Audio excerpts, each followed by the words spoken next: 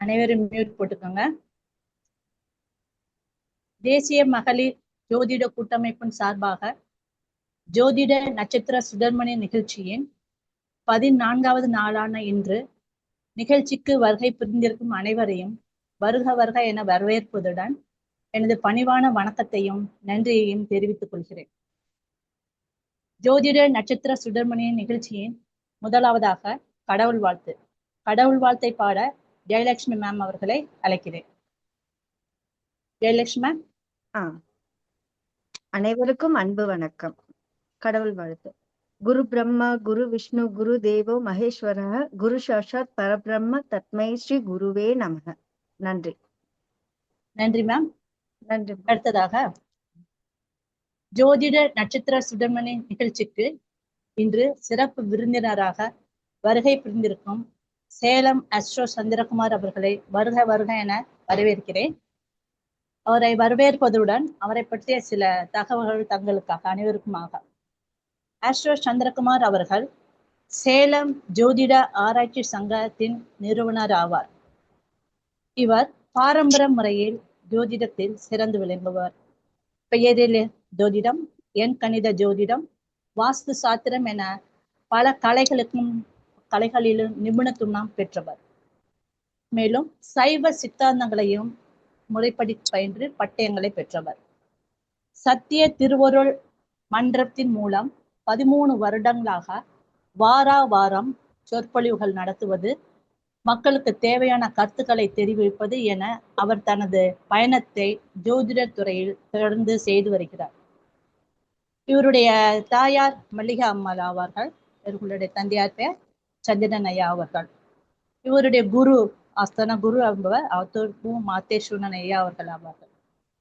இவர்கள் மூலம் இவர் பலவித கலைகளையும் பயின்று நம்மளுடைய ஜோதிட துறையில் அனைவருக்கும் பயன்படும் விதமாக சிறந்து விளங்கி தனது பணியை செவ்விடவே ஆற்றிக் கொண்டிருக்கிறார். இத்தகைய ஐயா அவர்களை நமது சிறப்பு விருந்தினராக இன்று 7ஆம் பாவகம் கூறும் ரகசியங்கள் என்ற தலைப்பில் பேசுமாறு அன்புடனும் பணிவுடனும் வருக வருக என அழைக்கிறேன். ஐயா வாருங்க. சொற்பொழிவாற்றலாம். நன்றி ஐயா. இன்றெடுத்த இப்பணியும் இனி தொடரும் எப்பணியும் நன்மணியே சண்முகனார் தன்னுடனே நீ எழுந்து என் பணியை உன்பணியாய் எடுத்தாண்டு எமைக்காக்க பொன்வயிற்று கணபதியே போற்றியென போற்றுகின்றேன். அனைவருக்கும் வணக்கம். அன்பே சிவம், அருட்பெரும் ஜோதி, தனிப்பெரும் கருணை. தேசிய மகளிர் ஜோதிட கூட்டமைப்பு சார்பாக நட்சத்திர சுடர்மணி நிகழ்ச்சியில் 14வது நாளான இன்று என்னை பேச அழைத்த தேசிய மகளிர் ஜோதிட கூட்டமைப்பினுடைய தலைவர் திருமதி கனகாம்பாள் அம்மா அவர்களுக்கும், நிகழ்ச்சி ஒருங்கிணைப்பாளர்கள் திருமதி கோமதி மகேஷ்குமார், திருமதி ஜெயலட்சுமி அம்மா, திருமதி மஞ்சுளா மேடம் மற்றும் தண்டபாணி ஐயா ஆகிய அனைவருக்கும் எனது முதற்கண் வணக்கத்தை தெரிவித்துக் கொண்டு நிகழ்ச்சியில் இணைகின்றேன். மேலும் எனது குருநாதர்களான ஜோதிட ஞான சிரோன்மணி ஆத்தூர் மு மாதேஸ்வரன் ஐயா அவர்களையும், சேலம் சுகர்நாடி ஜோதிட பேராசிரியர் திரு விஜயனையா அவர்களையும் வணங்கி இந்த நிகழ்ச்சியில் என்னோட இணைந்திருக்கக்கூடிய மற்ற ஜோதிட நண்பர்களையும் ஜோதிட ஜாம்பான்களையும் வணங்கி இந்த நிகழ்ச்சியில் தொடர்கிறேன். இன்னைக்கு 14வது நாள். ஆனா போன வாரம் 7வது நாளுமே நான் கலந்துக்கூடிய ஒரு வாய்ப்பு கிடைச்சது. ஆனா அன்னைக்கு ஒரு சில பகுதிகளை விட்டுட்டேன்னு நினைச்சேன். அந்த வாய்ப்பு அம்மா இன்னைக்கு கொடுத்துருக்காங்க. அதனால அதனுடைய தொடர்ச்சி போல நான் இதை எடுத்துக்கிறேன். ஆனா அன்னைக்கு என்னுடைய வாழ்க்கை அனுபவங்களை கொடுத்திருந்தேன். இப்ப ஜோதிட ஆய்வுக்கு வருவோம். இதுல இன்னைக்கு நம்ம எடுத்த தலைப்பு 7ஆம் பாவத்தை பத்தின ஆய்வு செய்ய போறோம். இதுல என்னுடைய வாழ்க்கையில என்கிட்ட வரக்கூடிய ஜோதிட கலைஞர்களை பாத்தீங்கன்னா அதிகமா என்கிட்ட பொருத்த வேலைகள் தான் அதிகம் வரும். எல்லா தரப்புவான ஜாதகங்களை பார்த்தாலும் கூட என்கிட்ட அதிகமான, ஏன்னா நான் ஆய்வு செய்யற முறை நிறைய பேருக்கு பிடிக்கிறதுனால என்கிட்ட பொருத்தம் சார்ந்த மாதிரி விவரங்கள் நிறைய என்கிட்ட கேட்பாங்க. மற்ற ஜோதிட நண்பர்களுமே கூட பொருத்தம் சார்ந்த சில விஷயங்கள் என்கிட்ட கொஞ்சம் ஆலோசனை கேட்பாங்க. ஆனா நானும் அதிகபட்சமான நேரங்கள்ல இந்த திருமண ரீதியான ஆய்வுகளை நிறைய மேற்கொள்ளுவேன். அது என்ன அப்படின்னா, மனைவி அமைவதெல்லாம் இறைவன் கொடுத்த வரம் அப்படின்னு சொல்லுவாங்க. பொதுவா ஒருத்தருக்கு நல்ல மனைவி அமைஞ்சிட்டா, நல்ல பிள்ளைகள் அமைஞ்சுக்குவாங்க. நல்ல குடும்பம் அமைஞ்சிட்டா, அவங்க வாழ்க்கையில வந்து எல்லா விஷயத்திலுமே அவங்க வந்து ஒரு மேன்மையான நிலைமைக்கு வந்துர முடியும். அதே போல ஒவ்வொரு ஆணுனுடைய ஒரு வெற்றிக்கு பின்னாலும் ஒரு பெண் இருப்பாங்கன்னு சொல்லுவாங்க. அவங்க வந்து தாயா இருக்கலாம், மனைவியா இருக்கலாம், அக்கா தங்கையாவும் இருக்கலாம், அல்லது மகளா கூட இருக்கலாம். ஆனா ஏதேனும் ஒரு விதத்துல வந்து ஒரு பெண் சக்தி ஒரு ஆணுடைய வெற்றிக்கு பின்னால இருக்கும். அதே போல ஒரு பெண்ணுடைய வெற்றிக்கு பின்னாலயும் ஒரு ஆண் இருப்பாங்க. அவங்க அப்பாவா இருக்கலாம், அண்ணன் தம்பியா இருக்கலாம், கணவரா இருக்கலாம், பிள்ளைகளா கூட இருக்கலாம். அப்படிங்கும்போது நிச்சயமா வந்து ஒரு ஆணுக்கு ஒரு பெண் துணையும், ஒரு பெண்ணுக்கு ஒரு ஆண் துணையும் ஒரு வாழ்க்கையில உன்னதமானதா அமையும். இப்போ கடவுள வழிபாடு செய்யும்போது பார்த்தீங்கன்னா கூட, சாமி எல்லாமே ஜோடியா தான் இருப்பாங்க. சிவன்னா பார்வதி, லட்சுமின்னா நாராயணர், பிரம்மான்னா சரஸ்வதி. அப்படி நம்ம வள்ளி, தெய்வானை, முருகன்லாம் பார்த்தீங்கன்னா, எல்லா சாமியுமே ஒரு துணையோட இருக்கிற மாரி தான் காமிச்சிருப்பாங்க. அது என்ன ஒரு தாத்பரியம் அப்படின்னா, சக்திங்கிறது வந்து எல்லாத்துக்கும் தேவை. ஒரு ஒரு தன்மையினுடைய ஆற்றல் தான் பெண் அம்சம். அதனால தான் சிவசக்தி, பிரம்மசக்தி, விஷ்ணு சக்தின்னு சொல்லுவாங்க. அதுபோல என்னன்னா ஒவ்வொருத்தருக்குமே நம்ம வந்து வாழ்க்கையில ஜெயிக்கணும் அப்படின்னா, கண்டிப்பா நமக்கு வந்து ஒரு பெண்ணுடைய துணை ஒண்ணு தேவைப்படும். என்ன அப்படின்னா,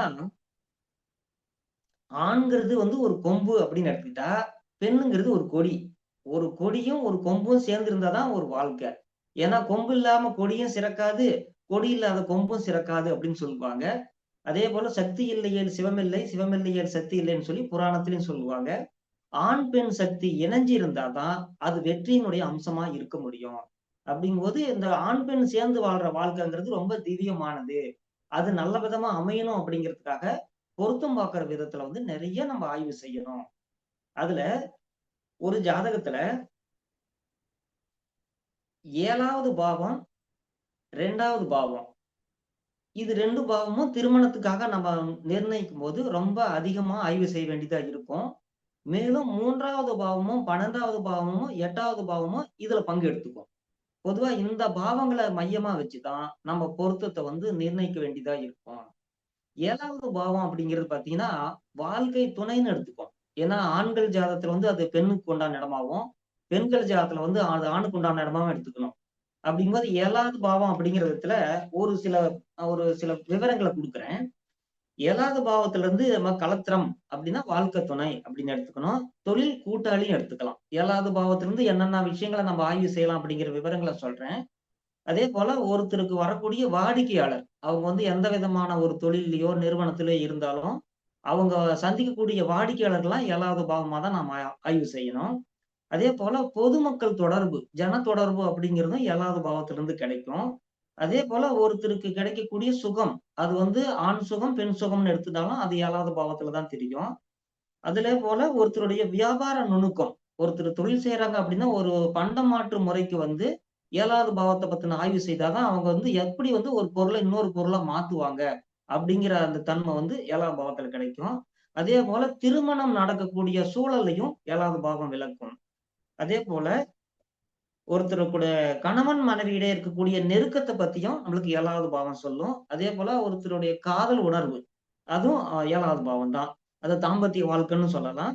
அதே போல சமூக தொடர்பு, ஒருத்தருக்கு வரக்கூடிய எதிர்ப்புகள சமாளிக்கக்கூடிய திறன், அவங்க ஒருத்தர்கிட்ட இருக்கக்கூடிய ராஜதந்திரம், ஒருத்தர்கிட்ட இருக்கக்கூடிய சமாதான தன்மை, அதே போல ஒருத்தர் சந்திக்கக்கூடிய வம்பு வழக்குகள், ஒருத்தருடைய ஒப்பந்தங்கள், அதே போல அவங்களுக்கு வரக்கூடிய சட்ட ரீதியான தகராறுகள், அ அதாவது திருமணம் போன்ற விழாக்கள அனுபவிக்கக்கூடிய தன்மை, அதே போல ஒருத்தருக்கு ஆசாபாசம், அதே போல ஒருத்தர் தன்னுடைய திறன வந்து தன்னுடைய திறமைய வந்து வெளிப்படுத்தக்கூடிய தன்மை, அதே போல பிரபல்யமாகிறது. ஒருத்தருக்கு புகழ், கௌரவம் இதெல்லாம் ஏற்படுறது 7வது பாவத்திலிருந்து தெரியும். அதே போல ஒருத்தருடைய தோழமை, ஒருத்தருடைய நட்பு வட்டத்த பத்தியும் 7வது பாவத்துல தெரிஞ்சுக்கலாம். அதே போல ஒருத்தருடைய இழந்த பொருள்கள மீட்கக்கூடிய திறனும் 7வது பாவத்திலிருந்து தெரியும். கிட்டத்தட்ட 7வது பாவத்திலிருந்து நம்மளுக்கு நெறைய விஷயங்கள் நம்மளுக்கு கிடைக்கும். அதுல குறிப்பா திருமணம் சார்ந்த மாரி விஷயங்களுக்கு தான் நம்ம அதிகமா நம்ம 7வது பாவத்த பயன்படுத்துவோம். அதே போல 7வது பாவம் மட்டும் இல்லாம 2வது பாவம்ன்னு பார்த்தீங்கன்னா, நம்ம பேசக்கூடிய திறனும், திருமண வாழ்க்கை, குடும்ப வாழ்க்கை, அதாவது கணவன் மனைவி சேர்ந்து வாழக்கூடிய வாழ்க்கையை பத்தியும் 2வது பாவம் நமக்கு சொல்லும். அதே போல ஒருத்தருடைய பொருளாதார பலத்தையும் 7வது பாவம் குறிப்பிடும். ஏன்னா ஒரு குடும்ப வாழ்க்கையை சிறக்கணும் அப்படின்னா பொருளாதார பலமும் அதுக்கு சப்போர்ட் பண்ணும். அதே போல ஆணை கணவனை ஈர்க்கக்கூடிய திறனும் மனைவி ஈர்க்கக்கூடிய திறனும் 2 பேருக்கும் இருக்கணும். அப்படி இருந்தாதான் எவ்வளவு பிரச்சனைகள் வந்தாலும் அதுல இருந்து ஒரு சமாதானம் கிடைக்கும். ஏன்னா இந்த 2வது பாவம் அப்படிங்கிறது பாத்தீங்கன்னா 7வது பாவத்துல ஏற்படக்கூடிய பிரச்சனைகளை தீர்க்கறதுக்கு வழி சொல்லும். அப்படிங்கும்போது கண்டிப்பா நம்ம வந்து 2வது பாவத்தை ஆய்வு செய்யாமலாம் நம்ம திருமணத்தை பத்தின முடிவு செய்யக்கூடாது. இன்னொன்னு 7வது பாவத்துக்கு வந்து 8வது பாவமா 2வது பாவம் இயங்கும். அப்படிங்கும்போது என்னன்னா, அந்த திருமண வாழ்க்கையில வரக்கூடிய பிரச்சனைகளையும், அந்த பிரச்சனைக்கு உண்டான தீர்வையும், அந்த தீர்வுல இருந்து நமக்கு கிடைக்கக்கூடிய சுகத்தையுமே இந்த 2வது பாவம் குடுக்கும். அதே போல 8வது பாவம் அப்படிங்கிறது பாத்தீங்கன்னாலாம், 7வது பாவத்துக்கு 2வது பாவமா செயல்படுறதுனால 8வது பாவத்தையும் ஆய்வு செய்யணும். 12ஆம் இடம் அப்படிங்கிறது பாத்தீங்கன்னா, சுகஸ்தானம். அத வந்து படுக்கை ஸ்தானம்னு சொல்லுவாங்க. அதே ஒரு கணவன் மனைவி வந்து ஒரு சுகமா வாழ்ற வாழ்க்கைய பத்தி 12வது பாவம் சொல்றதுனால, கண்டிப்பா 12வது பாவத்த பத்தியும் ஆய்வு செய்யணும். ஏன்னா, சமீப காலமா இன்னைக்கு நெறைய திருமண வாழ்க்கையில வரக்கூடிய பிரச்சனைகள் வந்து, இந்த 12வது பாவம் சார்ந்த மாரி தான் நெறைய பிரச்சனைகள் உருவாயிருக்குதுங்கும்போது, 12வது பாவத்தையும் கண்டிப்பா நம்ம ஆய்வு செய்யணும். 4வது பாவம்ங்கிறது சுகஸ்தானம். ஒருத்தருடைய சுக வாழ்க்கைய பத்தி சொல்லக்கூடிய இடம் 4ஆம் பாவத்துல இருக்கிறதுனால, திருமணம் சார்ந்த மாரி இத்தன பாவங்களையும் ஆய்வு செய்து தான், நம்ம ஒரு சரியான திருமண வாழ்க்கைய நிர்ணயிக்கணும். இந்த பொருத்தம் பார்க்கும்போது 2 பேருடைய நட்சத்திரத்த மட்டும் வச்சு பார்க்கிற நட்சத்திர பொருத்தங்கிறது ஒரு பார்வை தான். கண்டிப்பா அதையும் பார்க்கணும். அதுல வந்து முக்கியமா 2 பேருடைய ஜாதகத்துல 2 பேருடைய நட்சத்திர ரீதியா குணம் ஒற்றும் அமையுதா? 2 பேருக்கும் புத்திர பாக்கியம் அமையுதா? 2 பேருக்கும் ஆயுள் பலம் இருக்குதா? அப்படிங்கிறத காட்டும். கிட்டத்தட்ட பார்த்தீங்கன்னா 10 பொருத்தம் பார்க்கிறது வந்து ஒரு அத்தியாவசியமானதா தான் இருக்கு. ஆனா அதற்கு மேலவும் 2 பேருடைய ஜாதகத்திலயும் பாவகங்கள ஆய்வு செய்யும்போது தான் அவங்களுடைய வருங்கால பலன்கள் எந்த அளவுக்கு சிறப்பா அமையுதுங்கிறது தெரிஞ்சுக்க முடியும். பொதுவா என்னுடைய வாழ்க்கையில நான் ஜோசியம் பார்க்கும்போது, எனக்கு பொருத்தம் பார்க்கறதுக்கு நெறைய ஜாதகம் வந்தா கொஞ்சம் டைம் நெறைய எடுத்துக்குவேன். ஏன்னா 2 ஜாதகத்தையுமே ஜாதகம் பார்க்குற மாரியே நான் பலன் பார்ப்பேன். ஏன்னா ஒரு சிலர் கேட்பாங்க, "ஏங்க ஜாதகம் பார்க்கறதுக்கு எவ்வளோ ஃபீஸ் வாங்குறீங்கன்னு?" கேட்பாங்க. பட் அந்த ஜாதகம் பார்க்கிறத விட பொருத்தம் பார்க்கிறதுல வந்து அதிகமான வேலை தான். அதிகமான நம்ம விஷயங்கள் வந்து ஆய்வு செய்து தான் பொருத்தம் நிர்ணயிக்க வேண்டியதா இருக்கும். ஆனா ஜனங்க என்ன நினைப்பாங்க அப்படின்னா, பொருத்தம் பார்க்கிறது சிம்பிளான வேலை தானே. ஜாதகம் பார்க்கும்போது தான் நெறைய விஷயங்கள ஆய்வு செய்யணும். பொருத்தம் பார்த்தா எத்தன பொருத்தம் இருக்குதுன்னு பார்த்து சிம்பிளா சொல்லிடலாம்னு ஜனங்க நினைப்பாங்க. ஏன்னா பழங்காலத்துல வந்து ஜனங்க கிட்ட இவ்வளவு விஷயங்கள் தெரியாது. இன்னைக்கு ஜாதகம் பார்க்க வர்ற எல்லாருக்குமே ஒரு பாதி ஜாதகம் தெரியுது. பாதி ஜோசியம் தெரிஞ்சிருக்காங்க மக்கள். ஏன்னா இன்னைக்கு வந்து மீடியாக்கள்லாம் நெறைய வளர்ந்துட்டதுனால, இன்னைக்கு YouTube மூலியமாவோ, Facebook மூலியமா, WhatsApp மூலியமா நெறைய ஜோசியக்காரன்ட்ட கன்சல்டிங் பண்றது மூலியமா வந்து மக்களுக்கு ஓரளவுக்கு அடிப்படை விஷயங்கள் தெரியுது. இருந்தாலும் நானே கூட வந்து நெறைய பேருக்கு சொல்லிக் குடுப்பேன். என்கிட்ட வந்து ஒரு 4 தடவ ஜாதகம் பார்த்தாங்கன்னாவே அவங்க ஓரளவுக்கு தயாராயிருவாங்க. ஏன்னா என்னுடைய வாழ்க்கையில ஆரம்ப காலத்துல சில நாத்திகரா இருந்தவங்க, ஜோதிடத்தின் மேலேயே நம்பிக்கையே இல்லாதவங்க கூட என்கிட்ட சவாலா ஜாதகம் பார்க்கலாம் வந்திருக்காங்க. அவங்க கிட்டயுமே நான் பேசுற விதத்துல வந்து ஏன்னா நான் அறிவியல் கண்ணோட்டத்துல பார்ப்பேன். ஏன்னா நானே ஜோசியக்காரர் ஆகுறதுக்கு முன்னால ஒரு நாத்திகரா இருந்து, இந்த ஜோசியம் உண்மையா பொய்யான்னு கண்டுபிடிக்கிற மாரியே நெறைய ஆய்வு செய்தேன். இன்னும் சொல்லப்போனா, நான் ஒரு நாத்திக சுபாவத்துல இருக்கும்போது, இந்த ஜோசியம், ஆன்மீகம் இதுலலாம் இருக்கிறவங்கள வந்து நானு வந்து ஒரு கேலி செய்யறதுக்காகவே நெறைய விஞ்ஞான ரீதியான ஆய்வுகள் செய்தேன். கடவுள் இருக்காரா? இல்லையா? அதே மாரி ஜோசியம்லாம் நிஜம்தானா? இந்த மாரி ஒரு கட்டத்த போட்டுட்டு சொல்றதெல்லாம் நம்ம வாழ்க்கைக்கு ஒத்து வருமா? அப்படின்னு நெறைய நானே பிராக்டிகலா ஆய்வு செய்து, நான் புரிஞ்சுகிட்டதுனால, அதே கேட்டகரில வரக்கூடிய மக்களும் என்ன மாரி கான்செப்ட்ல அவங்க இருப்பாங்க. அவங்களுக்கு எந்த விஷயங்கள் சொன்னா அவங்களுக்கு புரியுங்கிறத நான் எடுத்து சொல்லுவேன். அதுல நான் நெறைய பேர எனக்கு தெரிஞ்சு கோயிலுக்கே போகாதவங்கள கோயிலுக்கு போக வச்சிருக்கேன். சாமியே கும்பிடாதவங்கள சாமி கும்பிட வச்சிருக்கிறேன். ஜோசியத்த நம்பாதவங்கள நம்ப வச்சிருக்கிறேன். என்ன பொறுத்தவரைக்கும் என்கிட்ட ஒரு கிளையண்ட் வந்தாங்கன்னா, கண்டிப்பா கொஞ்ச நாள் கழிச்சு என்ன நெனச்சு பாப்பாங்க. ஏன்னா, என்னுடைய சர்வீஸ் நான் அப்படித்தான் செஞ்சிருக்கேன். ஏன்னா, பணம் மட்டுமே நான் பிரதானமா நான் நெனச்சது கிடையாது. ஜோசிய துறையில ஏதாவது சாதிக்கணும். இந்த ஜோதிட துறைக்கு ஏதாவது சேவை செய்யணும். ஜோதிட கலைத்தாயாகிய சரஸ்வதிக்கு நான் ஒரு சேவகனா தான் என்னுடைய சேவை செஞ்சுட்டு வரேன். ஆனா, தெய்வாதீனமா நான் நல்ல நிலையில வளர்ந்துகிட்டு வரேன். இன்னொன்னு என்னன்னா, என்னுடைய வேலைய பொறுத்தவரைக்கும், ஜாதகம் பார்க்கிறது ஏதோ பணம் சம்பாதிக்கிறதுக்காக மட்டும் இல்லாம, மக்கள் வாழ்க்கையில ஒரு சீர்திருத்தத்த பண்ணக்கூடியதா தான் நான் நெனைப்பேன். ஏன்னா, சீர்திருத்தவாதிகள் அப்படிங்கிறவங்க ரெஃபார்மர்ன்னு சொல்லுவாங்க. ஃபார்மர்ங்கிறவங்க விவசாயி. இப்ப வந்து வாழ்க்கையில நம்மளுக்கு சோறு போடுறவங்க விவசாயி. நம்ம வாழ்க்கையில சீர்திருத்துறவங்க சீர்திருத்தவாதிகள், ரெஃபார்மர் அப்படிம்பாங்க. ஜோசியரும் ரெஃபார்மர் தான். நாம வந்து உண்மையிலேயே ஒரு சீர்திருத்தவாதி தான். எதனால அப்படின்னா, வாழ்க்கையில ஒருத்தர் ஒரு சிக்கல்ல சிக்கிக்கிட்டாங்கனாலும் அவங்க தப்பிக்கிறதுக்கு நம்ம கிட்ட தான் வருவாங்க. என்னன்னு நம்ம கிட்ட வழி கேட்டு வருவாங்க. அதே போல நம்ம ஜோசியருடைய வழிகாட்டுதல சரியா பயன்படுத்தாதவங்க பல பிரச்சனைகள சந்திச்சதையும் மக்கள் பார்த்திருக்காங்க. நாமளும் அத புரிஞ்சுக்க முடியும். இதுல என்னன்னா, நம்ம பொருத்தம் பார்க்கும்போது 2 பேருடைய ஜாதகத்த தெளிவா ஆய்வு செய்யணும். அதுக்காக கொஞ்சம் டைம் எடுத்துக்கலாம். சில ஜாதகங்களுக்கு, அதாவது ஒரு நாள் 100ல 1, 2 ஜாதகங்களுக்கு மட்டும் நான் 2 நாள், 3 நாள் கூட டைம் எடுத்துக்குவேன். ஒரு சில ஜாதகங்களுக்குலாம் வந்தா ஒரு 1/4 மணி நேரம், 1/2 மணி நேரத்துல நம்ம வந்து பலன் சொல்ல ஆரம்பிச்சிடலாம். ஏன்னா, சில ஜாதகங்கள் வந்து நம்ம நெறைய ஆய்வு செய்ய வேண்டியதா இருக்கும். அதுல என்னன்னா, இப்போ சமீபத்துல 2024ல இப்ப 2026 தொடங்கிடுச்சு. 2024ல எனக்கு ஒரு ஃபோன் கால் வந்துச்சு. ஒரு கிளையண்ட் எனக்கு ஃபோன் பண்ணாங்க. ஃபோன் பண்ணி, "சார், நான் உங்ககிட்ட ஏற்கனவே ஜாதகம் பார்த்துருக்கேன். மறுபடியும் உங்ககிட்ட நான் பார்க்கணும். ஏன்னா, நானு உங்ககிட்ட ஜாதகம் பார்க்கும்போது நான் பொருத்தம் தான் பார்த்திருந்தேன். பொருத்தம் கேட்டிருந்தேன். நீங்க பொருத்தம் சொல்லியிருந்தீங்க.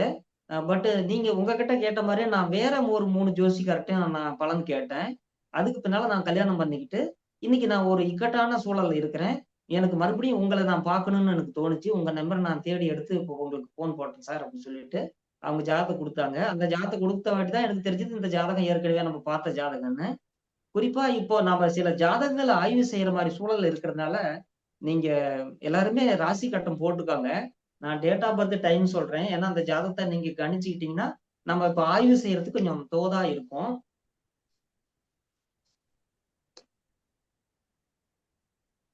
இது ஒரு பெண் ஜாதகம் தான்.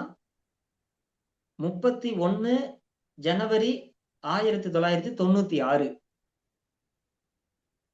காலை 6:40 மதுரை. பிறந்த ஊர் மதுரை. நேரம் காலை 6:40.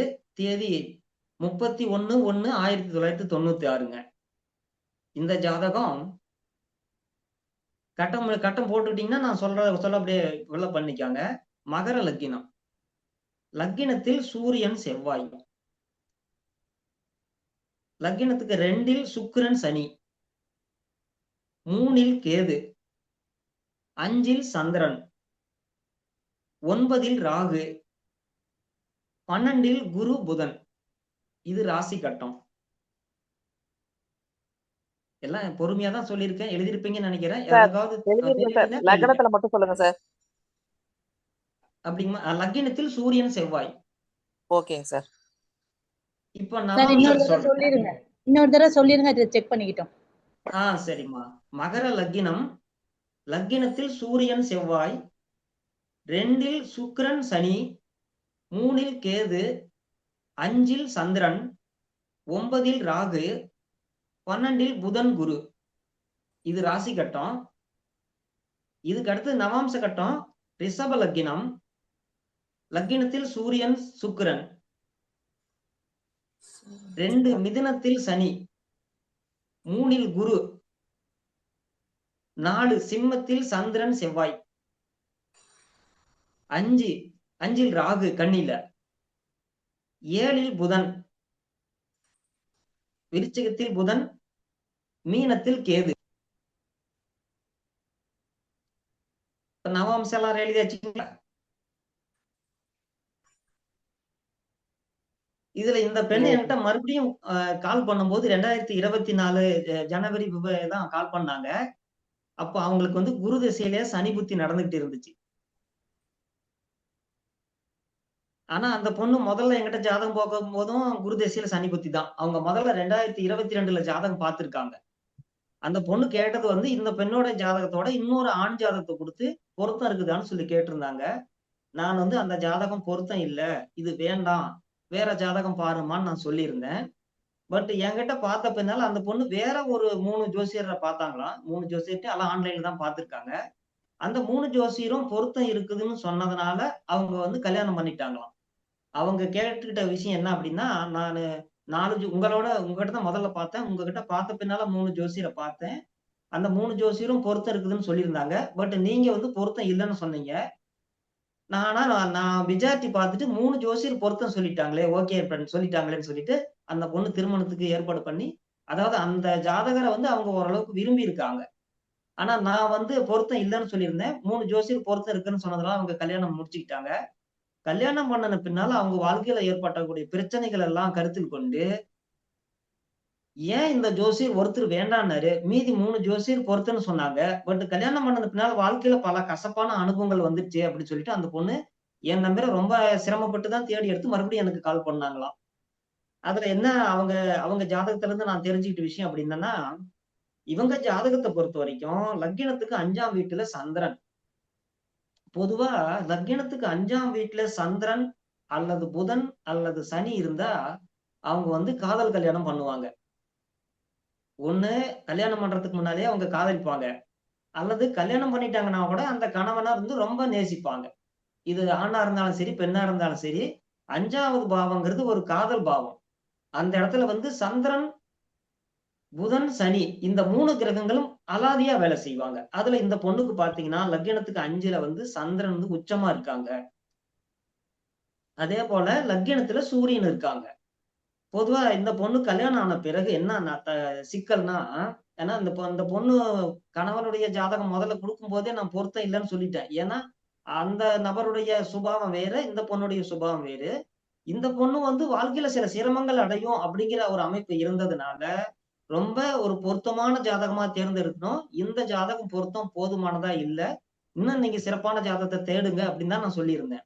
பட் அந்த பொண்ணு அவன விரும்புனதுனால, மத்த ஜோசிக்காரங்களும் அத பொருத்தம் இருக்குதுன்னு சொன்னதுனால, சப்போஸ் இப்ப 4 ஜோசியருமே பொருத்தம் இல்லன்னு சொல்லியிருந்தா, அந்த பொண்ணு யோசிச்சு கூட இருக்கலாம். பட் 3 ஜோசியர் ஓகே சொன்னதுனால, அந்த பொண்ணு வந்து ஒரு ஒரு கணக்கு போட்டுருச்சு. 1 ஜோசியர் வேண்டான்னாரு. 3 ஜோசியர் ஓகே சொல்லிட்டாங்கம்போது, ஓட்டு அந்த பக்கம் தானே அதிகமா இருக்குது. அப்படிங்கிற மாரி அந்த பொண்ணு திருமணத்துக்கு ஓகே பண்ணி கல்யாணம் பண்ணிட்டாங்க. ஆனா கல்யாணம் பண்ணுன பின்னால என்னன்னா, இந்த பொண்ணு அவன நேசிச்ச அளவுக்கு, அவன் இந்த பொண்ண நேசிக்கல. இந்த பொண்ணு வந்து ஒரு டாக்டர். இந்த பொண்ணு வந்து டாக்டருக்கு படிக்கும்போதே இருந்து அவன விரும்பிடுச்சு. பட் அந்த கல்யாணம் ஆன பின்னால அந்த பொண்ணு டாக்டர் ஆயிருச்சு. ஆனா டாக்டர் ஆன பின்னால, இந்த பொண்ணுடைய வருமானத்த மட்டும் தான் அவன் வந்து நேசிக்கிறானே தவிர, இந்த பொண்ண நேசிக்கிறது இல்ல. இந்த பொண்ணு வந்து வேலைக்கு போயிட்டு வீட்டுக்கு வரும்போது ஒரு 10 மணி, 11 மணிக்கு வீட்டுக்கு வந்தா கூட இந்த பொண்ண "நீ சாப்பிட்டியா? எப்படி இருக்கிற? என்ன பண்றன்னு?" கேட்கவே மாட்டானாம். பட் அவன் வந்து அவன் ஜாலியாவே தான் இருந்தான். இந்த பொண்ணுடைய நலத்தின் மேல அவன் வந்து எந்த விதமான அக்கறையும் எடுத்துக்கல. ஆனா இந்த பொண்ணு அவனையே தான் விரும்புறா. பட் இந்த வாழ்க்கை வந்து ஒரு 1 1/2 வருஷம் அனுபவிச்சு பார்த்துட்டு, நம்ம புருஷன் நம்மள நேசிக்கல.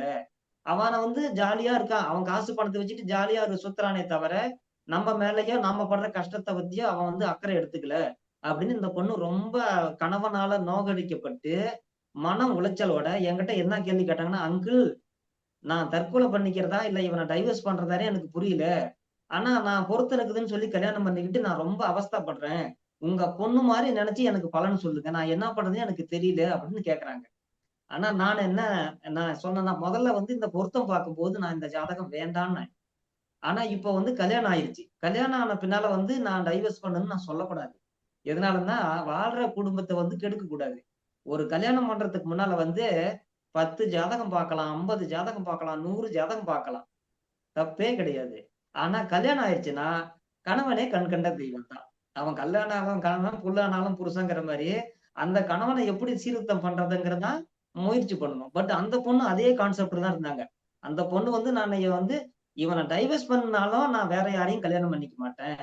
ஏன்னா, என் மனசுல வந்து வேற ஒருத்தருக்கு இடம் கிடையாது. ஆனா என்கிட்ட பொருத்தம் பார்க்கக்கூடிய எத்தனையோ ஜாதகங்கள் பார்த்திருக்கேன். சில பொண்ணுங்கலாம் வந்து, எனக்கு நான் ஒத்து வரல. நான் இவர டைவர்ஸ் பண்ணிட்டு நான் வேற கல்யாணம் எனக்கு 2வது கல்யாணம் எப்ப ஆகும்? அப்படி அது சுலபமா அமைஞ்சிருமா? அப்படிலாம் நெறைய பொண்ணுங்க கேட்பாங்க. பட் இந்த பொண்ண பொறுத்தவரைக்கும், நான் வேற கல்யாணம் பண்ணிக்க விரும்பல. ஆனா என்னால இவன் கூட வாழ்றது ரொம்ப சிரமமா இருக்குது. அப்படின்னு சொல்லி ரொம்ப ஒரு கண்ணீரோட தான் என்கிட்ட அவங்க பேசுனாங்க. பட் இவங்களுக்கு நான் சொன்ன ஒரு வழிகாட்டுதல் என்ன அப்படின்னு பார்க்கும்போது, ஏன்னா இப்ப கல்யாணம் ஆயிருச்சு. வாழ்க்கை வந்து ஒரு போராட்டம் தான். இப்ப இவங்க ஜாதகத்துல பார்த்தீங்கன்னா, லக்கினத்திலேயே சூரியனும், செவ்வாயும் இருக்காங்க. பொதுவா ஏன்னா நான் என்னுடைய வாழ்க்கையில நான் நெறைய ஜாதகங்கள ஆய்வு செய்த நுணுக்கங்கள உங்களுக்கு சொல்றேன். நீங்க இந்த இந்த நிகழ்ச்சிய பொறுத்தவரைக்கும், ஏன்னா மற்றவங்க எப்படி இந்த நிகழ்ச்சி வந்து குடுக்குறாங்கங்கிறது எனக்கு தெரியாது. நான் வந்து உங்களுக்கு சில ஐடியாஸ் குடுக்குறேன். ஏன்னா என்னுடைய அனுபவங்கள்ல நான் தெரிஞ்சுக்கிட்ட, புரிஞ்சுகிட்ட விஷயங்கள் வந்து ஏன்னா இப்ப இதுல நெறைய ஜோதிடர்கள் வந்து இதுல பங்கெடுத்து கலந்து கேட்டுக்கிறீங்க. மேலும் இத வீடியோ வந்து நெறைய பொதுமக்கள் கூட பார்ப்பாங்க. இருந்தாலும் நம்ம தெரிஞ்சுக்க வேண்டிய தகவல்கள் வந்து இதுல நான் உங்களுக்கு சொல்றேன். சூரியன், செவ்வாய் சேர்க்கை வந்து வைதவியம் யோகம்னு சொல்லுவாங்க. சூரியனும், செவ்வாயும் லக்னத்துக்கு 7ல இருந்தா அது கடுமையானதா இருக்கும். 7, 8ஆம் இடங்கள்ல வந்து சூரியன் செவ்வாய் நின்னா அவங்களுக்கு வந்து திருமண வாழ்க்கை சிறப்பா இருக்காது. அது கொஞ்சம் பிரச்சனை உள்ளதா தான் இருக்கும். இது வந்து 7, 8ல தான் ரொம்ப கடுமையா இருக்கும். ஆனா மற்ற பாவங்கள்லயும் இது எதிரொலிக்கும். இன்னொரு விஷயம், 7ல சூரியனோ 8ல செவ்வாயோ அல்லது 7ல செவ்வாயோ 8ல சூரியனோ, சூரியனும் செவ்வாயும் 7, 8ஆம் பாவங்கள்ல நின்னாங்கனாலும், சேர்ந்து நின்னாலும் சரி, பிரிஞ்சு நின்னாலும் சரி, 7வது பாவத்தோட 8வது பாவத்தோடய சூரியனும் செவ்வாயும் சம்பந்தப்பட்டாங்கன்னாவே, கண்டிப்பா அவங்க வாழ்க்கையில வந்து ஒரு போராட்டமா தான் இருக்கும். இந்த பொண்ணு ஜாதகத்த பொறுத்தவரைக்கும் லக்னத்திலேயே சூரியனும் செவ்வாயும் சேர்ந்து நிக்கிறாங்க. இதுவே வாழ்க்கையில திருமண வாழ்க்கையில ஒரு போராட்டம்னு ஒரு அர்த்தம். அடுத்ததா இந்த லக்னத்துக்கு வந்து சூரியன் வந்து அஷ்டமாதிபதி, செவ்வாய் வந்து பாதகாதிபதி. இந்த 2 பேருமே நல்லவர்கள் கிடையாது. ஏன்னா சப்போஸ் ஒரு அந்த ஜாதகத்துல சூரியனோ, செவ்வாயோ லக்னத்துக்கு 1, 5, 9ஆம் அதிபதிகளா இருந்தா, அந்த தோஷத்த வந்து மட்டுப்படுத்தும். ஏன்னா லக்கின சுபர்கள் ஆயிருவாங்க. 1ஆம் அதிபதி, 5ஆம் அதிபதி, 9ஆம் அதிபதி ஒரு ஜாதகத்துல சுபர்களா இருப்பாங்க. அவங்க வந்து எந்த ஒரு தோஷமுள்ள இடத்தோட சம்பந்தப்பட்டாலும், அந்த தோஷம் வந்து கண்ட்ரோல் ஆகும். ஆனா இந்த ஜாதகத்த பொறுத்தவரைக்கும் லக்கினத்துல நின்ன 2 கிரகமுமே லக்கின பாவிகளா அமைஞ்சுட்டாங்க. 2 பேருடைய சேர்க்கையும் ஒரு கடுமையான தோஷம் உள்ளதா அமைஞ்சிருக்குது. மேலும் இதுல பாத்தீங்கன்னா, சூரியன் நின்னது சந்திரனுடைய கால். சந்திரன் லக்கினத்துக்கு 5ல நிக்கிறாரு. அந்த சந்திரன் நிக்கிறது செவ்வாயோடைய கால். செவ்வாய் லக்கினத்திலே இருக்கிறாரு. இப்ப என்ன ஆயிப்படுதுன்னா, சூரியன் வந்து சந்திரனா மாறி, சந்திரன் திருப்பியும் செவ்வாயா மாறி இருக்காருங்கும்போது, இந்த செவ்வாய் வந்து லக்கினத்துக்கு பாதகாதிபதி. இதுல வந்து ஒவ்வொரு ஜாதகத்திலுமே பலன் நிர்ணயிக்கும் போது முக்கியமா கவனத்துல கொள்ள வேண்டிய ஒரு விஷயம், ஒரு கிரகம் சுபமா செயல்படுவாங்களா, அசுபமா செயல்படுவாங்களான்னு கண்டுபிடிக்கணும்னா, ஒவ்வொரு கிரகம் நிக்கிற அந்த ஒரு பாவத்தினுடைய பாதகஸ்தானம் எதுன்னு பார்த்துக்கணும். இப்போ இதுல வந்து மகர லக்கினம், மகர லக்கினத்துல செவ்வாய் நிக்கிறாரு. மகர ஸ்தானத்தினுடைய பாதக ஸ்தானம் வந்து விருச்சகம் தான். இப்ப வந்து மகர லக்கினத்துல மகரத்துல நிக்கக்கூடிய ஒரு கிரகத்தினுடைய சம்பந்தம் விருச்சகத்தோட ஒட்டுச்சுனாவே, அந்த மகர லக்கின கிரகம் வந்து பிரச்சனைக்குள்ளதான் மாறிடும். இதுல வந்து அந்த லக்கினத்துல இருக்கிற செவ்வாய் வந்து பாதகஸ்தான அதிபதியான செவ்வாயாவே இருந்து, அந்த செவ்வாயினுடைய தன்மையே சூரியன்கிட்டயும் வந்துருச்சு. அப்படிங்கும்போது என்னன்னா, அந்த லக்கினத்துல பாதகஸ்தன்மை வந்து வெகுவா கூடுனதுனால, இந்த பொண்ணுக்கு திருமண வாழ்க்கையில ஏற்பட்டிருக்கக்கூடிய பிரச்சனை வந்து ஒரு தீர்க்க முடியாததா இருக்கும். அது ஒரு தொடர்கதையா தான் இருக்கும் அப்படின்னு அர்த்தம். எதனாலனா இந்த பொண்ணுக்கு வந்து டைவர்ஸ் பண்ணுனாலும் இது பிரச்சனை தீராது. ஆனா இந்த பொண்ணு காலம் முழுக்க தன் கணவனோட போராடி தான் ஆகணும் அப்படின்னு அர்த்தம். இப்ப என்ன நிலைமைன்னா, இந்த பொண்ணு அவங்க கூட மல்லு கட்டுறதுக்கு தன்னை தயார்படுத்திக்கணுமே தவிர, இந்த பிரச்சனையை தீர்க்க முடியாது. ஏன்னா இந்த திசா சரியில்ல, இந்த புத்தி சரியில்ல, இந்த கோச்சார கிரகம் மாறினா சரியா போயிடும் அப்படின்னு இதுக்கு வந்து குறுகிய கால தீர்வு குடுக்க முடியாது. எதனால அப்படின்னா, இந்த ஜாதகத்துல வந்து இந்த லக்கினத்துல இருக்கக்கூடிய கிரகம் கலஸ்திர ஸ்தானத்தை வெகுவா பாதிச்சிருக்குது. மேலும் இதுல கலஸ்திர ஸ்தானம் பாத்தீங்கன்னா கடகம். அந்த கலஸ்திர ஸ்தானாதிபதி சந்திரன் கடகத்தினுடைய பாதக ஸ்தானம் ரிஷபம் தான். இப்ப சந்திரனும் பாத்தீங்கன்னா தனக்கு பாதகத்திலே போய் உட்கார்ந்துட்டாரு. இப்போ லக்கினத்துல உட்கார்ந்த செவ்வாய் வந்து தனக்கு பாதகஸ்தான அதிபதியாவே இருக்காரு. கலஸ்தர ஸ்தானாதிபதியும் தனக்கு பாதகஸ்தானத்திலே இருக்கிறாரு. அப்படிங்கும்போது இந்த பொண்ணு வந்து எந்த வித தன்னாலயோ தன் கணவனாலயோ இந்த பிரச்சனைக்கு தீர்வு காண முடியாதுன்னு அர்த்தம். அப்படின்னா என்னன்னா இந்த பொண்ணு வந்து ரொம்ப கவனமா செயல்படணும். அவனை திருத்த முடியாது. ஏன்னா இங்க 7வது பாவமும் கெட்டுதான் இருக்குது. 7வது பாவாதி உபதி உச்சமா இருக்கிறாரு அப்படின்னு நம்ம நினைக்க முடியாது. எப்படின்னா எப்பவுமே ஒரு ஜாதகத்துல ஒரு கிரகத்துக்கு 8ல சந்திரன் நின்னாலும் அந்த கிரகம் சரியா செயல்படாது. சந்திரனுக்கு 8ல ஒரு கிரகம் நின்னாலும் சந்திரனும் சரியா செயல்படாது. இப்போ இங்க நிலைமை என்னன்னா பாத்தீங்கன்னா சந்திரனுக்கு 8ல குரு ஆட்சி, குருவுக்கு 6ல சந்திரன் உச்சம். இப்ப குருங்கிற பாவம் 12வது பாவம் பாத்தீங்கன்னா அந்த தனுசு ராசி லக்னத்துக்கு 12வது பாவம் படுக்கை ஸ்தானம். இப்ப நிம்மதியான ஒரு சுகபோக வாழ்க்கை வந்து இந்த பொண்ணு அனுபவிக்கிறதுக்கு தடைய 6வது இடம் குருவுக்கு 6ல இருக்கக்கூடிய சந்திரன் உச்சமாகி கொடுத்திருக்காரு. அப்படிங்கும்போது என்னன்னா இந்த பொண்ணுக்கு வந்து இந்த குருவினாலையும் அந்த பொண்ணுக்கு பலவீனம் தான் வாழ்க்கையில அமைஞ்சிருக்குது அப்படின்னு எடுத்துக்கணும். 2வது லக்னத்துக்கு 2வது பாவம் கும்பத்துல பாத்தீங்கன்னா சனி பகவான் ஆட்சியா இருக்கிறாரு. 2வது பாவம் வலுத்து இருக்குதுன்னு நம்ம நினைக்க கூடாது. ஏன்னா சனி வாங்குறது குரு காலு. குரு லக்னத்துக்கு விரயஸ்தானத்துல நிக்கிறாரு. இப்ப இந்த 2வது பாவமும் கெட்டு இருக்கிறதுனால இந்த பொண்ணுடைய வாழ்க்கையில ஏற்பட்டிருக்கக்கூடிய அந்த வாழ்க்கை போராட்டங்கிறது தீர்க்க முடியாதா இருக்கிறதுனால கடவுளை வணங்கி கொஞ்சம் கொஞ்சமா தன் கணவனை திருத்தத்துக்கு முயற்சி பண்ணலாம். பட் இந்த வாழ்க்கை வந்து கொஞ்சம் பிரச்சனைக்குள்ளதான் இருக்குங்கிறது தெரிஞ்சுக்கணும். இந்த பொண்ணுக்கு வந்து நான் நிறைய தேர்தல் சொல்லி நீ உன்னை கொஞ்சம் தயார்படுத்திக்கோ இவனோட வாழ்றதுக்கு. ஆனா நீ வந்து கண்டிப்பா போராடிதான் வாழணும் அப்படிங்கிற தகவல் சொல்லியிருந்தேன். மேலும் இந்த மாதிரி ஜாதகங்கள் வந்து நம்ம பொருத்தம் பார்க்கும்போது ரொம்ப கவனம் எடுத்துக்கணும். ஏன்னா இந்த மாதிரி ஜாதக தோஷத்தை வந்து கண்ட்ரோல் பண்ற மாதிரி ஜாதகம் கிடைக்கிறது அரிது. ஏதோ 100ல 1 2 ஜாதகம் தான் கிடைக்கும். பட் இந்த பொண்ணோட ஜாதகத்துல வந்து நிறைய பாபகிரக சம்பந்தம் அமைஞ்சதுனால சரியான பொருத்தம் அமையல அப்படிங்கிறது ஒரு விஷயம். ஏன்னா இந்த பொண்ணுடைய கணவருடைய ஜாதகம் அதுக்கு தகுந்த மாதிரி ஒரு பலவீனமான ஜாதகமா தான் இருந்தது. இதுக்கு அடுத்ததான் இன்னொரு ஜாதகத்தை இது போல ஆய்வு செய்யறேன். இன்னொரு ராசி கட்டம் போட்டுக்காங்க.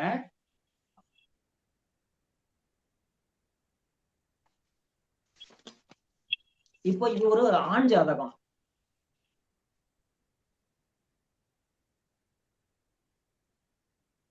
இந்த ஆண் ஜாதகத்தினுடைய டேட் சொல்றேன். 14/8/1987 மதியம் 2:50 திருச்சி. லக்கினம் தனுசு லக்கினம். லக்கினத்துக்கு 4 மீனத்தில் ராகு, 5 சந்திரன் குரு, 8 புதன் சுக்கிரன் சூரியன், 9 செவ்வாய், 10 கேது, 12 சனி. இது ராசி கட்டம். இன்னொரு தடவை சொல்லிடுவா? சொல்லுங்க சார். டேட் ஆஃப் பர்த் தனுசு லக்கினம், 4 ராகு, 5 சந்திரன் குரு, 8 புதன் சுக்கிரன் சூரியன், 9 செவ்வாய், 10 கேது, 12 சனி. இது ராசி கட்டம். நவம்ச கட்டம் மேச லக்கினம். லக்கினத்தில் கேது செவ்வாய், ரிஷபத்தில் சந்திரன் குரு, துலாத்தில் ராகு, மகரத்தில் சனி புதன், கும்பத்தில் சுக்கிரன், மீனத்தில் சூரியன். இதுல கேது தசை இருப்பு 4 வருஷம் 11 மாசம் 5 நாள். பொதுவா இந்த ஜாதகத்தினுடைய தன்மை என்ன அப்படின்னா, இந்த ஜாதகம் சமீபமா வந்த ஜாதகம் தான். இப்ப கிட்டத்தட்ட ஒரு 2 மாசத்துக்கு முன்ன பார்த்த ஜாதகம் தான் இது. இந்த ஜாதகத்துல என்ன ஒரு சூழல் அப்படின்னா, இந்த ஜாதகம் பார்க்கும்போது சொன்னேன், உனக்கு திருமண வாழ்க்கையில பிரச்சனை இருக்கும். உனக்கு திருமண வாழ்க்கையில வந்து ஒரு அமைதியான சூழல் இருக்காது. ஆனா நீ இப்ப அடுத்தது என்ன செய்யறதுன்னு தெரியாம நீ தவிச்சிட்டு இருப்ப அப்படின்னு நான் சொல்லியிருந்தேன். அவங்க ஆமாங்க அப்படின்னு தான் சொல்லியிருந்தாங்க. ஏன்னா அவங்களுடைய சூழல் என்னன்னா, அவங்களுக்கு மேசராசிக்கு 3ல குரு. இப்போ பொதுவா ராசிக்கு 3ல குரு இருந்தாங்கன்னா அவங்க எந்த ஒரு செயலையுமே சாதிக்க முடியாது, நினைச்சது செய்ய முடியாது. ஒரு தடுமாற்றமான ஒரு பதற்றமான சூழல்ல தான் இருப்பாங்க அப்படின்னு அர்த்தம். இந்த ஜாதகத்துல பாத்தீங்கன்னா லக்கினத்துக்கு 7ஆம் அதிபதி 8ல், 7ஆம் அதிபதி புதன் 8ல இருக்காரு. மேலும் அந்த 8ஆம் வீட்லயே சுக்கிரனும் சூரியனும் இருக்காங்க. இந்த ஜாதகத்துல சுக்கிரன் வந்து லக்கின பாபி. லக்கினத்துக்கு 6ஆம் அதிபதி 8ஆம் வீட்டுல நிக்கிறாங்க, 7ஆம் அதிபதியும் 8ஆம் வீட்டுல நிக்கிறாங்க. இப்ப பாத்தீங்கன்னா 6ஆம் அதிபதியும் 7ஆம் அதிபதியும் சேர்ந்து 8ஆம் வீட்டுல நிக்கிறாங்க. எப்பவுமே இந்த திருமண தோஷத்தை கண்டுபிடிக்கணும்னா ரொம்ப சுலபமான ஒரு விஷயம் என்னன்னா, 7வது பாவாதிபதி 6 8ஆம் பாவத்தோட சம்பந்தப்பட்டாவே அது பிரச்சனை ஆயிடும். இது 7வது பாவ அதிபதின்னு மட்டும் எடுத்துக்க வேண்டாம்.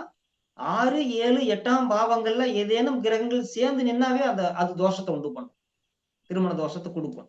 இப்ப இந்த ஜாதகத்துல பாத்தீங்கன்னா 6வது பாவாதிபதியும் 7வது பாவாதிபதியும் இணைஞ்சதே ஒரு தோஷம். அது திருமண தோஷம், அது கலசர தோஷம். அந்த பாவாதிபதிகள் 2 பேரும் 8ஆம் வீட்டுல உட்கார்ந்ததுனாலையும் பிரச்சனை. பொதுவா 8ஆம் வீட்டுல உட்காரக்கூடிய கிரகங்கள் வந்து வாழ்க்கையில போராட்டத்தை தான் காட்டுவாங்க. இந்த ஜாதகத்துல பாத்தீங்கன்னா லக்கினத்துக்கு 8ஆம் வீட்டுல 3 கிரகம். பொதுவாவே இவன் வந்து இந்த ஜாதகர் வந்து ரொம்ப ஒரு போராட்டத்தை தான் சந்திப்பாரு அப்படின்னு அர்த்தம். ஆனா இந்த ஜாதகருக்கும் பாத்தீங்கன்னா லக்கினத்துக்கு 5ல சந்திரன். பொதுவாவே 5ல சந்திரன் இருக்கிறவங்க கொஞ்சம் ஜாலியா இருப்பாங்க. வாழ்க்கையில அதிகமா இதுவும் கவலைப்பட மாட்டாங்க, ரிஸ்க் எடுக்க மாட்டாங்க, ஜாலியா இருப்பாங்கன்னு அர்த்தம். இன்னொன்னு மனசை மகிழ்ச்சியா வச்சிருப்பாங்க. அதுதான் 5ஆம் இடம். 5ஆம் இடத்துல இருக்கக்கூடிய சந்திரன். இதுல லக்னாதிபதியே 5ஆம் இடத்துல நிக்கிறதுனால இந்த ஜாதகன் வந்து அந்த சுகத்தை நோக்கியே போவான். இந்த எதுக்கும் கவலைப்படாம வாழக்கூடிய ஒரு நபர் தான். பட் ஆனா இவருக்கு 7, 8ஆம் இடங்கள் சம்பந்தப்பட்டதுனால 7ஆம் அதிபதி 8ல உட்கார்ந்ததுனாலையும் இவருக்கு வந்து வாழ்க்கையில பிரச்சனைகள் இருக்குதுன்னு நான் குறிப்பிட்டிருந்தேன். அதுல என்னன்னா இந்த ஜாதகர் வந்து கல்யாணத்துக்கு முன்னாலேயே பல பெண்களோட ஜாலியா சுகமா வாழ்ந்தவன். திருமணம் பண்றதுக்கு முன்னாலேயே பல பெண்களோட வாழ்ந்த நபர் இந்த நபரு. ஆனா திருமணம் ஆன பின்னால இவன் வந்து தன்னை திருத்திக்கிட்டான். ஆனா இவனுக்கு வந்த மனைவியினால அந்த போராட்டத்தை இவன் அனுபவிக்கிறான். இது என்ன விஷயம்னா முற்பகல் செய்யும் பிற்பகல் விளையுங்கிற மாதிரி இவன் சில குடியை கெடுத்துட்டான். இன்னைக்கு இவன் குடும்பம் வந்து தத்தளிக்குது. ஏன்னா இவன் மனைவி வந்து இவனோட வந்து இணைஞ்சு வாழ மாட்டேங்கிறாங்க. இவன் நிறைய குற்றம் சொல்றாங்க. இவனோட அவங்க ஒத்து போகல. இப்ப இவன் என்னன்னா இவன் வந்து முன்னால விதைச்சது பின்னால அறுவடை செய்யற மாதிரிதான் இவனுடைய வாழ்க்கை போயிட்டு இருக்குது. இதுக்கும் இவனுக்கு ஒரு போராட்டமான சூழல் தான் இருக்குது. மனைவியோட இவனுக்கு கருத்து வேறுபாடு. மனைவியோட எப்படி சேர்ந்து வாழ்றதுன்னு இப்ப இவன் தவிக்கிறான். பட் மனைவி வந்து இவனை ஏத்துக்க தயாரா இல்ல. இவனை நிறைய குற்றச்சாட்டு சொல்லிட்டு இருக்காங்க. ஆனா நல்லா சம்பாதிக்கிறான். இப்பவும் அவனுக்கு நல்ல வருமானம். வெளிநாட்டுல தான் வாழ்றாரு. நல்ல வருமானம். பணத்துக்கு பஞ்சம் இல்ல. ஆனா அவனால வந்து குடும்ப வாழ்க்கையில நிம்மதியா இருக்க முடியல. ஏன்னா இவன் இன்னும் சொல்ல போனா ஆரம்ப காலத்துல இருந்து நல்லா நிறைய ஜாலியா வாழ்ந்துட்டான். இன்னைக்கு வந்து இவனுக்கு போராட்டமா இருக்கு அப்படின்னா இப்ப இவனுடைய ஜாதத்துல நம்ம ஆய்வு செய்யக்கூடிய விஷயங்கள் என்ன அப்படின்னு பாத்தீங்கன்னா லக்னத்துக்கு 8ல சூரியன். அந்த சூரியனும் புதன் கால் தான் வாங்கியிருக்காங்க. இந்த ஜாதகத்துல பாத்தீங்கன்னா புதனும் சுக்கிரனும் சூரியனோட அஸ்தமனம் ஆயிட்டாங்க. இப்ப 7வது பாவாதிபதியும் 6வது பாவாதிபதியும் அஸ்தமனம் ஆயிட்டாங்கன்னாவே அவங்க வந்து வலிமையா செயல்பட முடியாதுன்னு அர்த்தம். எப்பவுமே ஒரு ஜாதகத்துல வந்து அஸ்தமனம் ஆன கிரகங்கள் வந்து வலிமையா செயல்படாது. ஆனா அந்த பாவத்தை வந்து அஸ்தமனத்தை பண்ண சூரியன் தான் செயல்படுத்துவார். இந்த ஜாதகத்துல பாத்தீங்கன்னா சூரியன் வந்து லக்னத்துக்கு 8ஆம் வீட்டிலே நிக்கிறாங்க. இப்ப இந்த அஸ்தமனம் ஆன சூழல் வந்து 8ஆம் பாவத்துல நில்லாம அல்லது 9லயோ 10லயோ இருந்தா கூட இவ்வளவு பிரச்சனை இருக்காது. 8வது பாவத்திலே அந்த அஸ்தமனம் ஆனதுனால இந்த சூரியனுடைய தன்மை 8வது பாவத்துக்கு உண்டான வேலையை தான் செய்யும். எதனால அப்படின்னா சூரியன் நின்னது புதனுடைய கால். புதன் லக்னத்துக்கு 8லயே நிக்கிறாரு. அப்ப என்ன ஆயிருதுன்னா இந்த புதன் சூரியனாகி சூரியன் மறுபடியும் புதன் ஆயிடுறாரு. அந்த புதன் வந்து லக்னத்துக்கு 8வது பாவத்துல அமைஞ்சதுனால இவன் வாழ்க்கையிலுமே பாத்தீங்கன்னா இதுவும் ஒரு தீர்க்க முடியாத பிரச்சனையா தான் இருக்கும். இந்த போராட்டம் வந்து வலுத்துக்கிட்டே தான் இருக்கும். இவன் மனைவியோட இவன் மல்லு கட்டி தான் ஆகணும். பட் ஆனா இவன் வந்து டைவர்ஸ் பண்ண தயாரா இல்ல. இவனும் வந்து ஏன்னா மனைவியை காதலிக்கிறான். ஏன்னா நிறைய தப்பு பண்ணிட்டான் முன்னால. பட் இப்ப இவன் திருந்தினாலும் இவன் செய்த வினைகள் வந்து இவனை விடாம இவன் வாழ்க்கையில மறுபடியும் தொடர்ந்த போராட்டத்தை கொடுக்குது அப்படிங்கிறது அர்த்தம். இதுல என்னன்னா இன்னைக்கு வந்து இவனுக்கு 3ல இருக்கக்கூடிய குரு வந்து 4ல இருந்து 5ஆம் வீட்டுக்கு வந்தாருன்னா ஓரளவுக்கு இந்த பிரச்சனைகள் சால்வ் ஆகிறதுக்கு வாய்ப்பு இருக்குது. இன்னும் கொஞ்சம் காலத்துக்கு இவன் போராடித்தான் ஆகணுங்கிற மாதிரி ஒரு சூழல். எதுக்காக இந்த ஜாதகத்தை உங்களுக்கு நான் எடுத்து சொல்றேன் அப்படின்னா லக்னத்துக்கு வந்து 7வது பாவாதிபதி 6, 8 பாவங்களோட சம்பந்தப்பட்டாவே அவங்க திருமண வாழ்க்கை வந்து போராட்டமானதா இருக்கும். பொதுவாக நம்ம எப்ப பொருத்தம் பார்த்தாலும் ஒரு ஜாதகத்துல வந்து பொருத்தம் 5 பொருத்தம் 6 பொருத்தம் எத்தனை பொருத்தம் இருந்தாலும் சரி பொருத்தத்துக்கு வந்து முக்கியமா கயிறு பொருத்தம் தேவை. அதோட 2 பேரும் குணம் ஒத்து போற மாதிரி ஒரு 5, 6 பொருத்தம் இருந்தா போதும்னு எடுத்துக்கலாம். ஜாதகத்துல வந்து 7வது பாவத்தையோ 5வது பாவத்தையோ நம்ம வெகுவா ஆராய்ச்சி செய்யணும். அப்படி ஆராய்ச்சி செஞ்சோம்னாதான் நம்ம சரியான வந்து பொருத்தத்தை நிர்ணயிக்க முடியும். இன்னும் சொல்ல போனா இந்த மாதிரி 7வது பாவத்தோட பிரச்சனை உள்ள ஜாதகங்களுக்கு வந்து பொருத்தம் பார்க்கறதுக்கு நிறைய ஆய்வு செய்யணும். ஏன்னா இந்த தோஷத்தன்மையை கண்ட்ரோல் பண்ற மாதிரி இப்ப உதாரணமா இவனுக்கு வரக்கூடிய மனைவி ஜாதகத்துல 7வது பாவம் சுபமா இருந்து அவ வந்து அந்த அந்த கணவனோட வந்து இணங்கி அனுசரிச்சு வாழக்கூடியவளா இருந்தா இவனுக்கு வாழ்க்கையில போராட்டம் குறையும். ஆனா அந்த பொண்ணுடைய ஜாதகத்துல 7வது பாவம் வந்து இந்த மாதிரி பிரச்சனைக்குள்ளதான் அமைஞ்சிருந்ததுன்னா 2 போராட்டமும் சேர்ந்து இன்னும் வெகுவா இருக்கும். எரியறதுல வந்து எண்ணெய் ஊத்துற மாதிரி ஆயிரும்.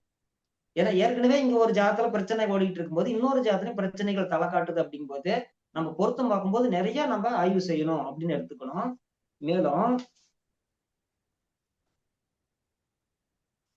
இன்னொரு ஜாதகம் அடுத்த ஜாதகம் ஒண்ணு எடுத்துக்கிறேன். உங்களுக்கு என்ன யாருக்கு சந்தேகம்னாலும் நீங்க கேட்கலாம். நான் உங்களுக்கு விட சொல்றேன்.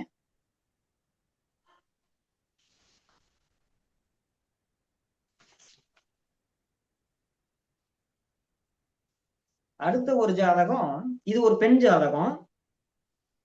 9/3/2006 மதியம் 12 மணி 12 நிமிஷம் மதுரையில பிறந்த ஜாதகம். இது பெண் ஜாதகம் தான்.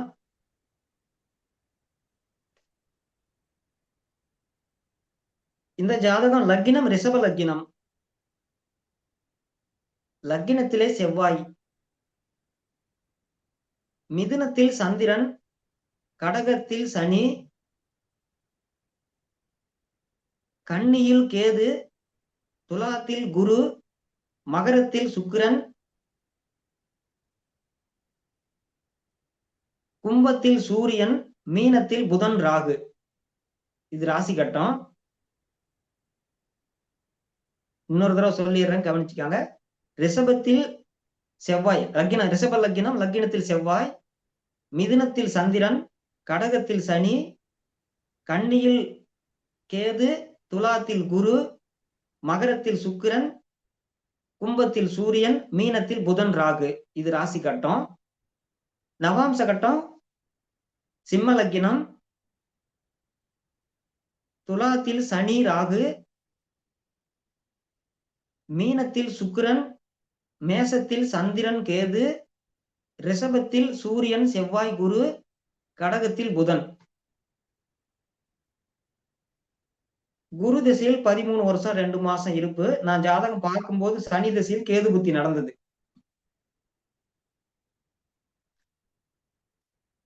அதாவது 2025 டிசம்பர் 31 வரைக்கும் சனி திசையில் கேது புத்தி. ஆனா நான் இந்த ஜாதக பலன் சொல்லும் போது கேது புத்தி தான் நடந்துட்டு இருந்தது. நானும் இந்த பொண்ணுக்கும் குறிப்பிட்டிருந்த விஷயம் வந்து, இந்த பொண்ணுடைய வாழ்க்கையில உங்களுக்கு குடும்ப வாழ்க்கையில சிக்கல் இருக்குது, உங்க வாழ்க்கை வந்து ஒரு திருப்திகரமானதா இருக்காது, குடும்ப பிரச்சனைகளை நீங்க தடுமாறுவீங்க அப்படின்னு நான் சொல்லியிருந்தேன். அந்த பொண்ணும் சிக்கலான ஒரு சூழல்ல தான் இருக்கேன் அப்படின்னு சொல்லிட்டு சொன்னாங்க. இவங்க வாழ்க்கை என்ன அப்படின்னா, இவங்க ஜாதகத்துல பாத்தீங்கன்னா லக்னத்துக்கு 7, 8ஆம் இடம் சுத்தம். இன்னும் சொல்ல போனா சில ஜாதகம் பார்க்கும்போது பார்ட்டியே சொல்லுவாங்க, ஏங்க 7, 8ஆம் இடம் சுத்தமா இருந்தா நல்ல ஜாதகம் தானே அப்படின்னு கேட்பாங்க. ஆனா பொதுவா இந்த ஜாதகத்துல 7, 8ஆம் இடம் சுத்தமா தான் இருக்கு. ஆனா என்னன்னா, அந்த பாவத்தை பார்த்த கிரகமோ அந்த பாவாதிபதியோ பாதிக்கப்பட்டிருந்தாலும் திருமண வாழ்க்கையில பிரச்சனைகள் வரும். எதனாலன்னா, இந்த மாதிரி பிரச்சனை உள்ள ஜாதகங்கள்லாம் நம்ம அடையாளம் தெரிஞ்சு வச்சுட்டாதான் இந்த மாதிரி ஜாதகங்களுக்கு நம்ம பலன் சொல்லும் போது நம்ம அதை குறிப்பிட முடியும். பொருத்தம் பார்க்கும்போது கவனமா நம்ம பொருத்தம் அமைக்க முடியும். இந்த ஜாதகத்துல எப்பவுமே ஒண்ணு தெரிஞ்சுக்கணும். எந்த ஒரு ஜாதகத்தை ஆய்வு செய்யறதுக்கு முன்னாலையும் லக்னாதிபதி, பூர்வ புண்ணிய ஸ்தானாதிபதி 5ஆம் அதிபதி, பாக்கியஸ்தானாதிபதி 9ஆம் அதிபதி, இந்த 3 பேரும் எந்த மாதிரி பலம் பெற்றிருக்காங்கன்னு தெரிஞ்சுக்கணும். இப்ப நான் இந்த குறிப்பிட்டிருக்கிற 3 ஜாதகங்களையுமே நீங்க கவனிச்சீங்கன்னா, இந்த ஜாதகம்லாம் ஃபைல் பண்ணி வச்சு கவனிச்சு ஆராய்ச்சி பண்ணுங்க. லக்கினம் 5வது பாவம் 9வது பாவம் கெட்டு போச்சுன்னா அந்த ஜாதகத்துல இருக்கிற தோஷங்களை வந்து நிவர்த்தி பண்ண முடியாது. இப்ப நாம வந்து ஏதாவது ஒரு பரிகாரம் கேட்பாங்க, ஒரு பிரச்சனையில இருக்கிறவங்க வந்து இதுக்கு ஏதாவது ஒரு பரிகாரம் தான் சொல்லுங்கம்பாங்க. அதுல 1, 5, 9வது பாவங்கள் வந்து ஒரு நல்ல நிலையில இருந்தாங்கன்னா அவங்க போய் பரிகாரம் பண்ணா அவங்களுக்கு தீர்வு கிடைக்கும், அவங்க பிரச்சனை தீரும். 1, 5, 9வது பாவம் கெட்டு இருந்தா அவங்க என்ன பண்ணினாலும் அவங்க பிரச்சனை தீராது. அவங்க வந்து போராட தயாராகிடணும்னு அர்த்தம். ஏன்னா இந்த ஜாதகத்தை பொறுத்த வரைக்கும் அப்ப லக்னாதிபதி சுக்கிரன், அவர் லக்னத்துக்கு 9ல தான் நிக்கிறார், நட்பு பெற்று சனி பார்த்திருக்காரு. ஆனா அந்த சுக்கிரன் வாங்கின கால் பாத்தீங்கன்னா சூரியன் கால் வாங்கியிருக்காரு. 10ல இருக்காரு சூரியன். சூரியன் வந்து குரு கால் வாங்கியிருக்காரு, குரு 6ல இருக்காரு. அப்ப என்ன இப்ப லக்னாதிபதி சுக்கிரன் வந்து குருவா மாறிடுறாருன்னு அர்த்தம். ஏன்னா அது கால்னு சொல்றது வந்து வேறு ஒரு கிரகம் எந்த மாதிரி தன்மையில் இருக்குதுன்னு கண்டுபிடிக்கிற அந்த நுட்பம் தான் கால் பாக்குறது. எந்த ஒரு ஜாதகத்திலையுமே நம்ம கிரகங்களை ஆய்வு செஞ்சு பலன் நிர்ணயம் பண்ணும்போது அந்த கிரகம் எந்த நட்சத்திர சாரத்துல நிக்கிறாங்கன்னு பார்க்கணும். ஏன்னா அந்த நட்சத்திர சாரத்தை வச்சுதான் அந்த கிரகமே செயல்படும். அந்த கிரகத்தினுடைய ஆதிபத்தியத்தையோ அந்த கிரகம் நின்ற பாவத்தையோ நம்ம பெருசா நினைச்சிடக்கூடாது. அந்த கிரகத்துக்கு கால் கொடுத்த கிரகம் தான் அதை ஆட்டி வைக்கிறாருன்னு அர்த்தம். இப்ப இந்த ஜாதகத்துல லக்னாதிபதி சுக்கிரனை குரு ஆட்டி வைக்கிறார். ஏன்னா குருவினுடைய கண்ட்ரோல்ல தான் இந்த சுக்கிரன் இயங்குறாருன்னு அர்த்தம். குரு 6ல போய் நிக்கிறாருங்க, அதுவே ஒரு பலவீனம். 2வது 5ஆம் அதிபதி புதன் பாத்தீங்கன்னா அவரும் குரு கால்ல தான் நிக்கிறாரு.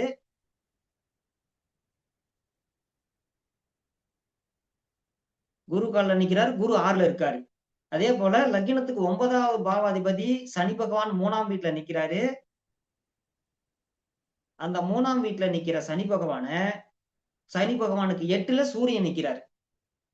அப்போ 9வது பாவமும் பலவீனமா தான் இருக்குதுன்னு அர்த்தங்க. எப்பவுமே சனிக்கும் சூரியனுக்கும் 6, 8 அமைஞ்சாங்கன்னா அந்த கிரகம் ரெண்டுமே வீக் ஆயிருக்குன்னு தான் அர்த்தம். இதுல வந்து சனியை வந்து சூரியன் பலவீனப்படுத்திடுறாரு, சூரியனை சனி பலவீனப்படுத்துறாரு. அந்த விதத்துல அந்த ஜாதகத்துல பாத்தீங்கன்னா சுபகிரகங்கள் 3 பேருமே பலவீனமா தான் இருக்காங்க. மேலும் லக்னத்துக்கு 7ஆம் அதிபதி செவ்வாய் பகவான் பாத்தீங்கன்னா சந்திரன் கால் வாங்கி சந்திரன் குரு சாரத்துல இருக்காரு. இப்போ இந்த ஜாதகத்துல பாத்தீங்கன்னா பெருவாரியான கிரகங்கள் சூரியன் வாங்கினதும் குரு கால் தான். இந்த ஜாதகத்துல பாத்தீங்கன்னா நிறைய கிரகங்கள் வந்து குருவினுடைய நட்சத்திரத்துல நிக்கிறாங்க. குரு லக்னத்துக்கு 6ல நிக்கிறாங்க. பொதுவா பாத்தீங்கன்னா ஒரு ஜாதகத்துல குறிப்பா பெண் ஜாதகத்துல 6வது பாவம் வந்து சக்களத்தி பாவம். ஒரு பெண்ணோட ஜாதகத்துல லக்னத்தை விட 6வது பாவம் வலுத்திருந்தா அந்த பொண்ணுக்கு சக்களத்தி வருவான்னு அர்த்தம். அந்த மாதிரி இருக்கிற பெண்களை வந்து 2ஆம் தரமா கொடுக்கணும். அல்லது கல்யாணம் ஆனா அந்த கல்யாணம் பிரச்சனையாகி ரீமேரேஜ் நடக்கும். இந்த பொண்ணுடைய வாழ்க்கையில வந்து டைவர்ஸ் ஆயிடுச்சு. இந்த பொண்ணு கல்யாணம் ஆகி அந்த கல்யாண வாழ்க்கை வந்து பிரச்சனைக்குள்ளதா மாறி அந்த பொண்ணு வந்து முதல் திருமணம் முடிஞ்சு போயிடுச்சு. டைவர்ஸ் ஆன ஜாதகம். இது திருமண வாழ்க்கை உங்களுக்கு சிறப்பு கிடையாது. உங்க வாழ்க்கையில பிரச்சனை இருக்குன்னு போது அந்த பொண்ணு வந்து நான் திருமண வாழ்க்கையில பிரச்சனை தீர்க்க முடியாம நான் டைவர்ஸ் பண்ணிட்டேன் அப்படின்னு இந்த பொண்ணு குறிப்பிட்டிருந்தாங்க. இந்த ஜாதகம் இந்த டைவர்ஸ்க்கு போனதுக்கு ஒரு முக்கியமான காரணம் பாத்தீங்கன்னா 7வது பாவாதிபதி 6ஆம் அதிபதியினுடைய சாரம் பெற்றதுதான். 6வது பாவம் வந்து லக்னத்துக்கு 6ல நிக்கக்கூடிய கிரகம் வந்து 4, 5 கிரகத்தை வந்து ஆக்கிரமிச்சிருக்கிறதுனால 6வது பாவம் வலுத்து இந்த பொண்ணுடைய திருமண வாழ்க்கை முறிஞ்சு போச்சு. ஆனா இந்த பொண்ணுக்கு வந்து 2வது கல்யாணம் நடக்கும். அல்லது இந்த பொண்ணுக்கு இந்த பிரச்சனை வரக்கூடாது. ஏன்னா சில பேர் கேட்பாங்க. இது மாதிரி வராதுன்னா இதுக்கு என்ன தீர்வுன்னு கேட்கும்போது, இந்த பொண்ண முதல்லயே 2ஆம் தரமா குடுத்துறணும். கல்யாணம் பண்ணிறணும். யாருக்கா ஒரு கல்யாணம் ஆகி, பிரச்சனை ஆகி, அவனுக்கு வந்து 2ஆம் தரமா இந்த பொண்ண கட்டி குடுத்தா, இந்த பொண்ணுக்கு அந்த வாழ்க்கை நிலைக்கும். ஆனா இப்ப 2 பேருமே முதல் தரமா கல்யாணம் பண்ணாங்கன்னா, அந்த திருமண வாழ்க்கை முறியறதுக்குண்டான அமைப்பு தான் இந்த ஜாதகத்துல அமைஞ்சிருக்குதுங்க. எதனால இந்த ஜாதகத்த நான் இந்த கேது புத்தியில அத சொன்னேன் அப்படின்னா, இந்த ஜாதகத்துல 5வது பாவத்துல தான் கேது நிக்கிறாங்க. அந்த கேது பகவானை பொறுத்த வரைக்கும் அவரு சந்திரன் கால் தான் வாங்கியிருக்கிறாரு. சந்திரன் வந்து குருவுடைய கால் வாங்கியிருக்கிறாரு. அப்போ வந்து இது ஒரு பிரச்சனையான கட்டம். இந்த கேது புத்தி நடக்கும்போது உங்க வாழ்க்கையில கடுமையான பிரச்சனை தலை காட்டும் போதுதான் டைவர்ஸ் பண்ணிட்டேன். இப்ப எனக்கு அடுத்த கல்யாணம் எப்ப நடக்கும், எப்படி நடக்குங்கிறத பத்தி கேட்டிருந்தாங்க. ஆனா இந்த கல்யாணம் முறிஞ்சிட்டதுனால இன்னும் 1 வருஷத்துக்கு பிறகு உங்களுக்கு திருமணத்துக்கு உண்டான வாய்ப்பு ஏற்படும். அந்த சமயத்துல கல்யாணம் பண்ணலாம் அப்படிங்கறத சொல்லியிருந்தேன். எதனால இந்த ஜாதகத்துல இருந்து இந்த விளக்கம் சொல்றேன் அப்படின்னா, இந்த ஜாதகம் திருமண முறிவு ஏற்படுத்தின ஜாதகம். அப்படிங்கும்போது ஒரு ஜாதகத்துல எந்தெந்த மாதிரி விதத்தெல்லாம் வந்து பிரச்சனைகள் வரும் அப்படிங்கறத நம்ம ஆய்வு செய்யணும். எப்பவுமே ஒரு ஜாதகத்துல 7வது பாவத்தோட 6வது பாவமோ 8வது பாவமோ சம்பந்தப்பட்டா அது கொஞ்சம் பிரச்சனைக்குள்ளதா தான் மாறும். 12வது பாவம் சம்பந்தப்பட்டாலும் பிரச்சனைக்குள்ளதா இருக்கும். அதுவும் ஒரு கடுமையான பிரச்சனை தான். அதனால எப்பவுமே 7வது பாவம் 6, 8, 12ஓட சம்பந்தம் இல்லாம இருந்தாதான் அது நல்ல ஜாதகம் அப்படின்னு எடுத்துக்கணும். குறிப்பா இந்த உதாரண ஜாதகங்கள் மூலியமா என்னன்னா எந்த மாதிரி எல்லாம் பிரச்சனைகள் வரதுக்குண்டான வாய்ப்பு இருக்குதுங்கிறது குறிச்சிருந்தேன். இது சம்பந்தமான உங்களுடைய சந்தேகம், கேள்விகள் எது இருந்தாலும் கேளுங்க, நான் சொல்றேன் நானு. நன்றிங்க சார். அடுத்தது நன்றி உரை மேடம். அந்த இது பண்ணிடுங்க. க்ளோஸ் பண்ணிட்டு அது கேள்விகள் போயிடலாம். சார் 2 மணி சார். ஓகே. நன்றி உரை வழங்கிடுங்க சார். வணக்கம். தேசிய ஜோதிட மகளிர் கூட்டமைப்பு நட்சத்திர சுடர்மணி நிகழ்ச்சியில் இன்று 14வது நாள், கூட்டி நாள் 5 வருகிறது. 5 என்பது புதன். எனவே இன்று புதன்கிழமை ஐயா சந்திரகுமார் அவர்கள் 7ஆம் பாவகம் கூறும் ரகசியங்கள் என்ற தலைப்பில் மிகவும் சிறப்பாக எடுத்துரைத்தார். மேலும் இவர் ஏற்கனவே 7வது நாள் வந்ததால் இன்று 7ஆம் பாவத்தை எடுத்துரைத்துள்ளார். உதாரணமாக உதாரண ஜாதகம் நிறைய போட்டு காட்டினார். அனைத்துமே சரியாக இருந்தது. மேலும் இதுவரை 3 ஜாதகங்கள் சிறப்பாக உதாரணமாக போட்டு அனைத்துமே சிறப்பாக இருந்ததுக்கு காரணம் மார்கழி 30 கூட்டினால் 3 வருகிறது. பிரபஞ்சம் தன்னுடைய வேலையை கரெக்டாக செய்துவிட்டது. எனவே இதுவரை பார்த்து செவிசாய்த்து பொறுமையாக இருந்த அனைத்து குருமார்கள் மற்றும் அனைத்து ஜோதிட ஆர்வலர்கள் அனைவர்களுக்கும் கோடான கோடி நன்றி. மேலும் இதை ஏற்படுத்தி கொடுத்த டாக்டர் கனகம்பாள் அம்மா அவர்களுக்கு மற்றும் பிரபஞ்சம் நன்றி. என்றும் அன்புடன் தண்டவாணி. நன்றி, வணக்கம். நன்றி.